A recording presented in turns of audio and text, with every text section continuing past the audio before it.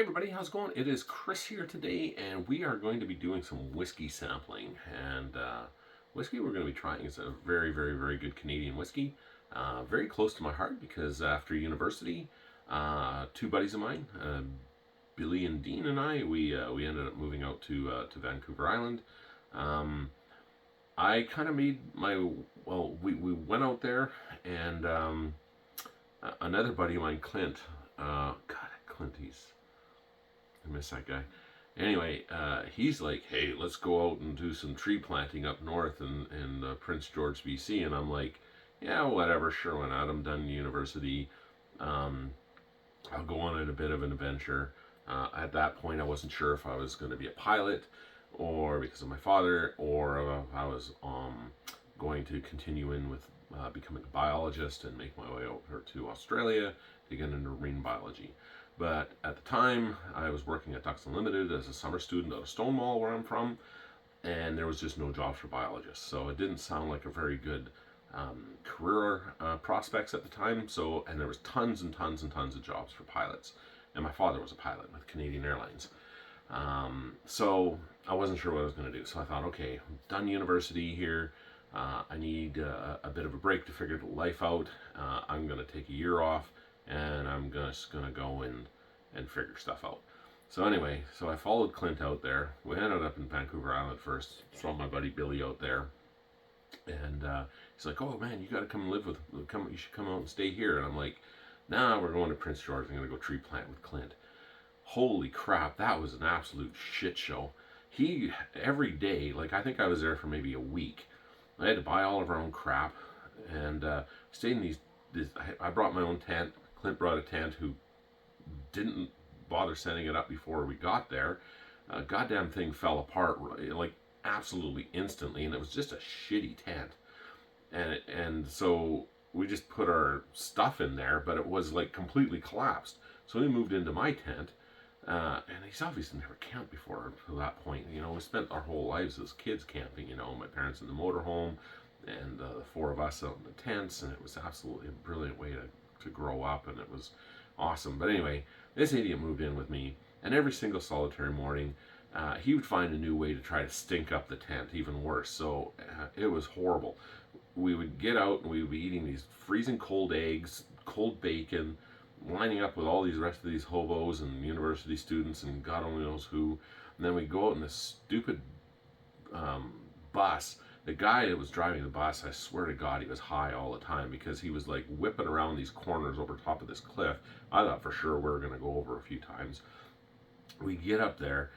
I don't know how the hell to plant trees at the time. Like, what the hell do I know about tree planting? But I ended up there with Clint because he'd been up there a year before, and he's this big hippie guy now. So anyway, he's planting away his trees, and I'm trying to do my best, and we're just over like all these rough wood, and there's falling all over the place, and and then they come and rip up all my trees because I didn't do it properly because I was like out by 2 millimeters on the spacing and stuff, so I had to redo it all, and I wasn't getting paid for it at that point. I was getting like 2 cents a tree, like it was absolutely ridiculous. So I ended up taking all my stuff, threw it over this cliff before I left, and I said, the only thing I'm going to plant is my ass on the ground on the way out, on the way home when I get home. And so I left. I said, Clint, I'm out of here, and away I went. And well, I'll go back down and see Billy, and in Nanaimo there and see him. Anyway, he convinced me, oh, you should stay, and we'll get an apartment together, and Dean's moving out. So I'm like, all right, sounds good. So the three of us got this place, this basement apartment on Commercial Street, I believe, in Nanaimo. And we lived there. We had a great time, met so many cool friends. Amy, if you're watching, hi Amy, the Amester. I miss you like crazy. Brenda, miss you too. We just had what an adventure we had out there. Perry, Chris, Kelsey, Mark, all just Lawrence, and John. Like it was an awesome time. But anyway, so we lived up there, and then Billy and Dean they went back to Stonewall, and I stayed, and I moved up to Courtenay. I got a job working at the Whistle Stop in Courtenay. Met a great buddy of mine, Perry Gallagher. Just man, Perry and I were like attached at the hip. He was just one of my best buddies out there. Learned to surf at Tofino with two other buddies, Kelsey and Chris. And but I've been downhill skiing and water skiing since I was like 4 years old, so surfing came pretty easy. But it was something I always wanted to do, and they're like, "Yeah, let's go." And it was bloody cold out there because the nearest next body of water was Japan, and we would go see the great gray whales out there. We'd be out in the Zodiacs, and oh man, it was a great life.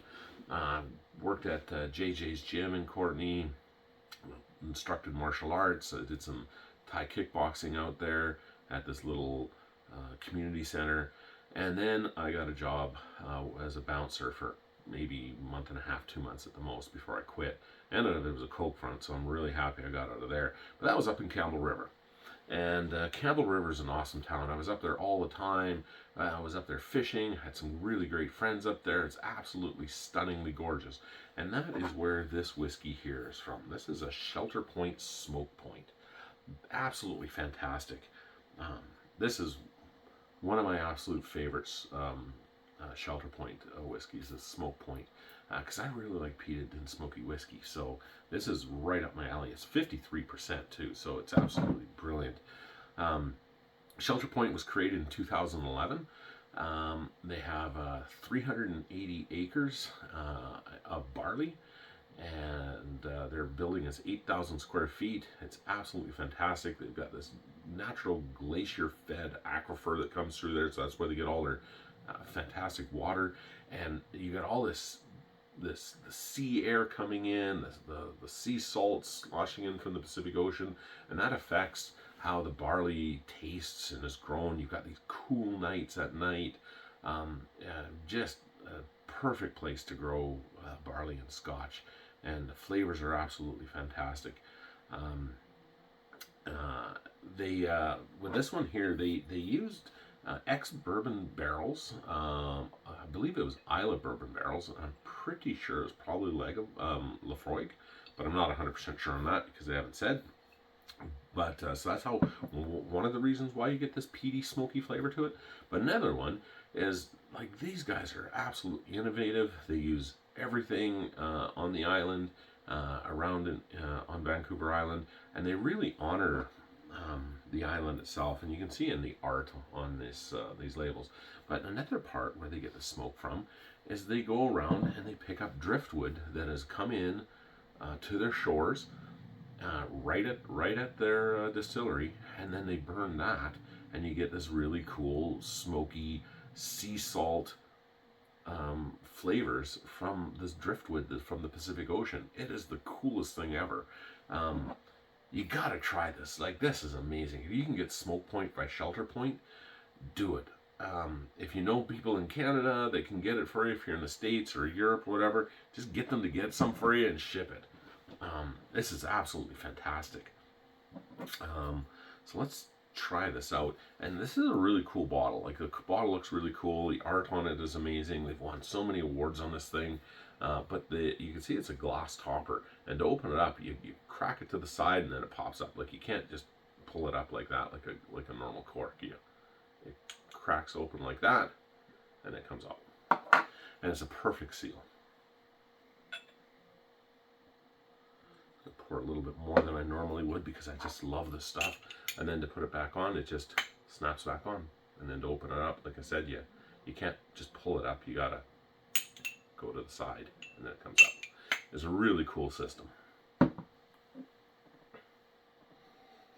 Oh wow! And you can see that we've been into this a little bit. Opened this up about a month and a half, maybe 2 months ago. My buddy Dan. My cousin Chrissy and Dave came in for my nephew Justin's wedding in August, so we were sampling stuff down around the bar. This was particular one of them that we got into. We got into a bunch of stuff. It was amazing. We did a lot of really good sampling, and they just loved it. I said, "You guys got to buy this stuff," and they said, "Well, they definitely will." And my brother Kurt and Todd were out. Todd's from he's out by Newmarket out in Ontario, and Kurt. Culinary Kurt, you gotta check him out. I'll leave the links in the description below as well for Kurtie. He is, he sells cars for Watkins Motors. Absolutely fantastic car salesman. Nicest guy. He gets right involved with the community. Everybody loves him in the community in Vernon, BC. But he's got a cooking show too, and the guy can cook anything. And he's a big guy. He's bald. He's got this goatee and stuff. And he's like, hey, let's go on culinary course here. We're having some whiskey here, and in case the boys come over, making some cookies and stuff like that. So, and that's how this kid talks. Quick story about Kurt. He's coming home, Stonewall, see mom and dad. He's flying out of Kelowna, stop over in Calgary, and then coming into Winnipeg. But he's in Calgary, and he's surrounded by all these Japanese tourists, and they want to take pictures with him. And he's like, oh, so I don't know, I got all these tourists around me, and I don't know what's going on. And they're wanting to take my picture. So anyway, I go over to the translator or whatever. I'm like, what's happening? And she says, oh, they think you're Stone Cold Steve Austin. And he kind of looks like it, but he's bigger. And he goes, well, I'm not. And she goes, well, I know that. So anyway, I'm taking pictures of them and signing autographs. And this stuff happens to Kurt all the time. I love the kid. He's amazing. And my little brother Todd, out in Newmarket, he owns TJ Customs. So, just a little quick story about Toddy here. I'll put a link in below for him as well. But he's done work for big NHL stars, hockey teams, baseball teams, football teams, professional football players, professional baseball players. He can create a custom-made figure for you, and he paints it, and it's you. Like, he did one for me. I was a goalie, so he made one for me, and it's like, that's me, so my jersey, all my goalie equipment, the exact everything. The guy is amazing. He's really, really, really well priced. He's easily one of the best in Canada for these custom made figures, and he owns TJ Customs, so you gotta check Toddy out too. So anyway, back to this whiskey here. This is absolutely fantastic. Right away you can smell the peat smoke off of it, but not like a Lafroig or an Ardbeg or Lagavulin, because it's using these the X Isla barrels. But you can definitely smell the sea salt from the driftwood that they come off. So it's definitely got a salty, smoky smell. And that salty, smoky smell is definitely influenced by the driftwood that they pick up on the shores, burn it in as like how they would normally do a peat for a Scotch. They do the same thing, but with the driftwood, and then they put that peated, smoky whiskey that into these X Isla barrels, and I'm thinking it's a Lafroig, but I'm not 100% sure on that.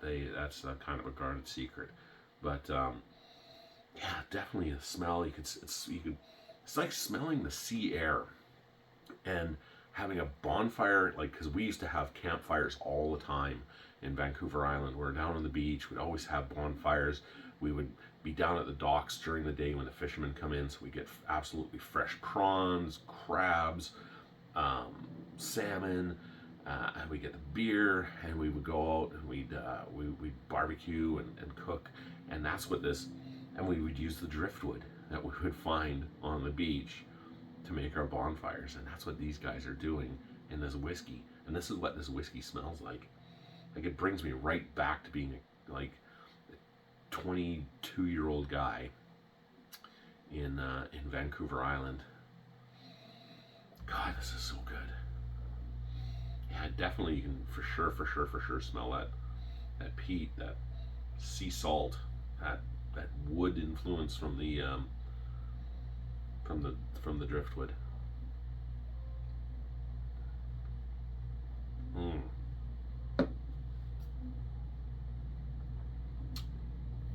Oh my God, that is so good.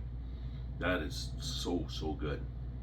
You've got caramel mixed with peat smoke, mixed with sea salt, mixed with this woody smoke charred driftwood. You've got like biscuit to it, just like a biscuit type of flavor to it. and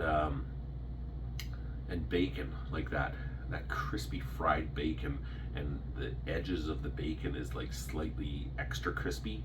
That's what you get on this. This is so good.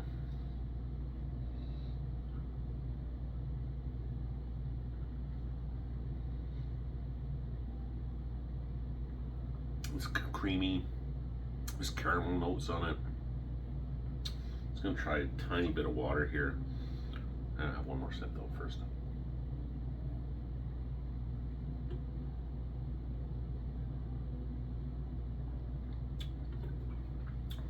Doesn't need much water. But yeah, so I've got a little bit of water here in the smoke point. And definitely it tames down the smokiness. It's more caramel and more sea salt in it, and a little bit of wood. So you can definitely smell the sea salt and the driftwood in it, but not so much smokiness with some water in it.